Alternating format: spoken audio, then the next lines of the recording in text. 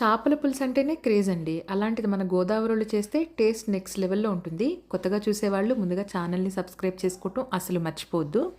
ఆయిల్‌లోని ఉల్లిపాయ, పచ్చిమిరపకాయలు మగ్గిన తర్వాత పచ్చిమిరపకాయలు కాస్త ఎక్కువేసుకోండి. ఇలా చేప ముక్కల్ని వేసేసి దీంట్లో సరిపడా ఉప్పు, కారం, పసుపు వేసి మూత పెట్టి ఒక 2 మినిట్స్ పాటు మగ్గిన తర్వాత చింతపండు గుజ్జును కూడా వేసేసి సరిపడా వాటర్ వేసుకొని ఒక 5 నిమిషాల పాటు మూత పెట్టి కుక్ చేసుకోండి. ఇది కుక్ అయ్యేలోపు దీనికి మసాలా కోసం కొంచెం జీలకర్ర, అల్లం వెల్లుల్లిపాయలు, అల్లం తక్కువ ఉండాలి, వెల్లుల్లిపాయలు ఎక్కువ ఉండాలి. అలాగే ఒక చిన్న టీ స్పూను గసగసాలు వేసి మెత్తని పేస్ట్ లాగా చేసుకోండి. ఆ పేస్ట్ని దీంట్లో వేసేసి ఒక 10 మినిట్స్ పాటు మీడియం ఫ్లేమ్లో కుక్ చేసుకుంటే రెడీ అయిపోతుంది.